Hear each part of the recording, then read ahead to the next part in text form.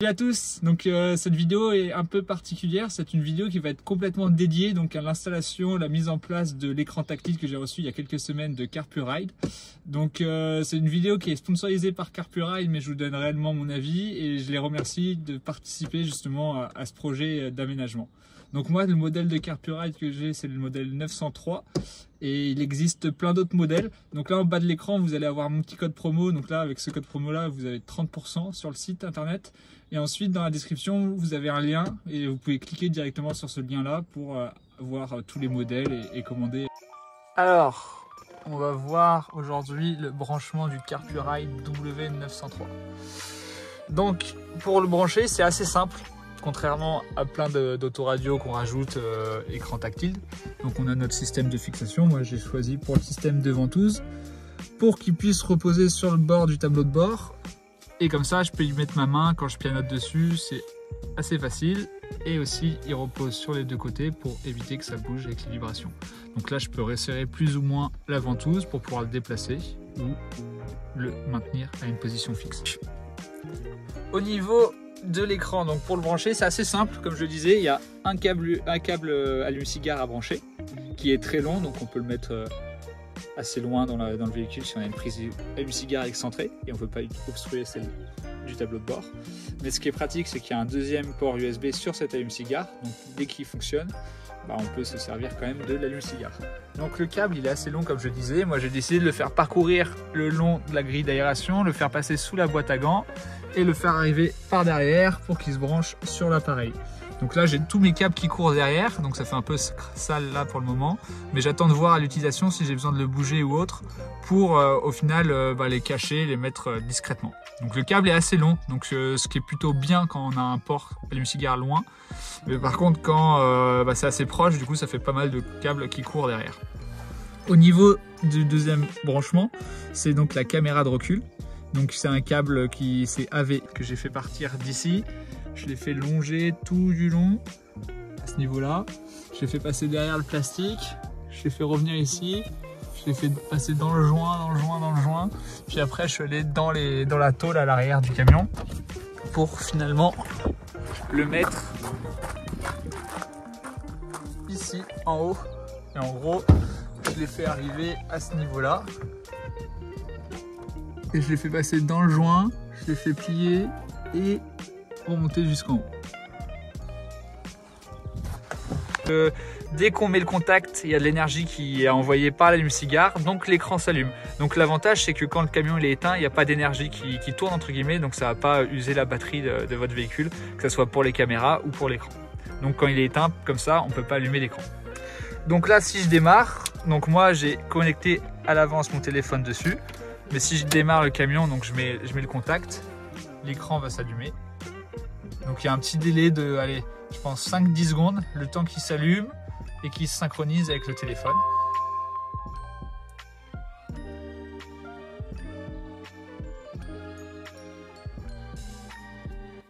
Voilà, il vient de se synchroniser avec mon téléphone.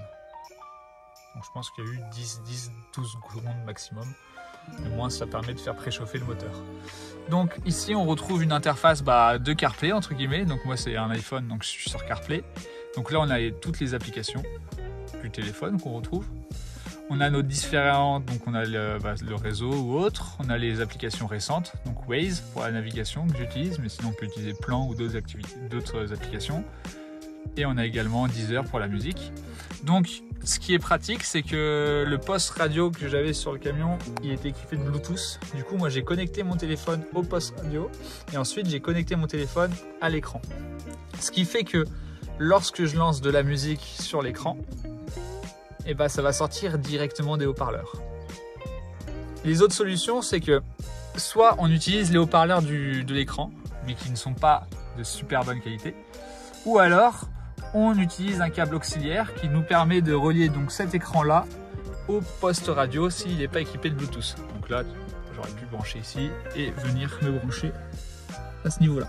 Et donc ce qui va permettre du coup de bénéficier donc des haut-parleurs de votre voiture pour écouter la musique, la direction. Et donc du coup, toutes les touches, que ce soit les commandes au volant ou alors les commandes sur le poste de radio de son, le volume, et bah, du coup c'est synchronisé avec votre appareil. Donc là on a les différentes applications, donc comme je disais au niveau du toucher on est sur une tablette quasiment, c'est assez fluide. Donc on va mettre la musique par exemple. Donc là on va reprendre la lecture.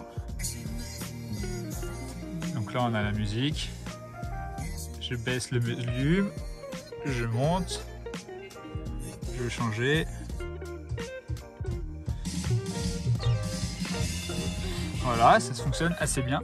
Donc il y a possibilité d'avoir l'écran en grand si on le souhaite. Mais moi j'ai décidé de le couper en deux pour avoir la caméra de recul qui est activée en permanence. Ça me permet d'avoir comme un radar de recul, entre guillemets, un rétroviseur sur le camion. Mais si on souhaite avoir l'écran grand, c'est possible et ça se règle dans les différents paramètres du CarPlus. Donc à ce niveau-là, moi je suis très satisfait. C'est fluide, l'écran est lumineux, c'est la bonne taille sur le camion. Parce que du coup il n'est pas trop haut, donc ça me gêne pas trop au niveau de la vue. Et non, vraiment c'est bien. Le seul truc que j'ai désactivé directement, c'était la luminosité automatique. J'ai préféré la laisser à fond, comme ça j'ai une bonne visibilité de la journée. Alors au niveau des appareils de trajet, de Waze, Maps, etc. Donc c'est assez fluide, ça fonctionne nickel. Il n'y a pas de délai par rapport au téléphone. Donc là on retrouve notre itinéraire de base. On fera un test en route un peu plus tard. Et du coup il n'y a pas de délai ni rien. Donc c'est vraiment pratique. Donc voilà notre écran. Donc si on clique sur ce bouton là, qu'on peut déplacer un peu partout, on va pouvoir avoir accès aux différents paramètres de l'appareil. Donc là je clique ici, j'ai un premier paramètre Bluetooth. Donc là c'est sur celui-ci que je vais cliquer pour connecter mon appareil avec les haut-parleurs, soit la station FM si je le souhaite, parce qu'il y a également un système avec la station FM, ou alors avec l'auxiliaire ou le Bluetooth audio. Ensuite, il y a un autre bouton, celui-ci, c'est qui donne l'accès aux caméras. Donc là, je suis sur mes caméras. Donc là, je mets la caméra avant en grand, caméra arrière en grand si je le souhaite, les deux. Donc c'est à chaque fois en faisant glisser le doigt. À chaque fois, donc ici j'ai différents réglages si je veux prendre une capture, une photo, si je veux prendre une vidéo, si je veux retourner au menu, si je veux retourner sur mon appareil CarPlay. Donc là c'est le menu de l'appareil et là c'est le menu du téléphone. Donc là c'est ce qu'on va faire. Après, donc là il y a la luminosité avec le petit soleil si on veut régler. Voilà. Et ensuite ici il y a le menu de l'appareil. Donc là on est sur le menu de l'appareil. Donc là on retrouve toujours notre petite icône des caméras, des connectiques Bluetooth, le grand menu de l'appareil et ici on a la luminosité. Donc là on se retrouve avec les différentes applications du logiciel, donc CarPlay, Android Auto si on a un téléphone Android pour que ça fonctionne. Sortie audio, donc c'est là où on va cliquer pour régler tout ce qui est la connexion pour que ça sorte des haut-parleurs, du CarPlus ou alors du camion. Vidéo Wi-Fi, donc c'est pour récupérer les différentes vidéos que l'appareil a filmées directement sur le téléphone sans fil. AirPlay ou Superlink, c'est différents logiciels qui vont nous permettre de projeter notre téléphone sur l'écran. Donc on a exactement la recopie de notre écran sur le CarPlus. Donc pour faire cette manip là, il faut pas être connecté en CarPlay. Là pour le moment je suis connecté en CarPlay, donc on la fera un peu plus tard. Si on va maintenant dans les paramètres. Donc dans les paramètres, ça m'a indiqué que ça coupait la vidéo. Vu que je mets paramètres, ça filme pas devant. Donc là on a différents paramètres, donc commun, appareil, système. Donc ici on va avoir différents réglages, un peu comme une tablette. C'est-à-dire qu'on va pouvoir personnaliser notre écran de veille, au bout de combien de temps. Notre poste de conduite, comment on veut qu'il soit placé. Notre mode d'écran partagé, c'est-à-dire si je veux l'écran plein écran, pas en plein écran, en partagé comme je l'ai choisi. La luminosité, le bouton auxiliaire, si je veux qu'il soit présent ou absent, c'est le bouton qui permettait de revenir sur le menu tout à l'heure. Et effacer la connexion, c'est si je veux vendre le véhicule ou autre avec, j'efface toutes les anciennes connexions. Au niveau de l'appareil photo, là on va pouvoir régler tout ce qui est format, résolution, donc ça peut filmer jusqu'en 4K. Le temps intermédiaire, c'est les boucles. Au bout de combien de temps la vidéo elle recommence. Et la carte SD elle est vendue avec l'appareil et c'est un système qui va permettre de... C'est assez pratique je trouve, c'est-à-dire que ça s'auto-gère. C'est-à-dire qu'une fois que la carte SD est pleine, ça la vide automatiquement et ça repart sur un nouveau cycle si j'ai décidé de rien récupérer. Là, on a l'étalonnage de la ligne inversée. Donc là, c'est les différentes lignes pour les régler sur la voiture. Là, on a l'orientation de la caméra. Si, moi je l'ai eu à l'arrière notamment, le fil était trop court pour le mettre d'une certaine manière, donc j'ai dû la mettre à l'envers. Et ensuite ici, je peux régler le sens de vue.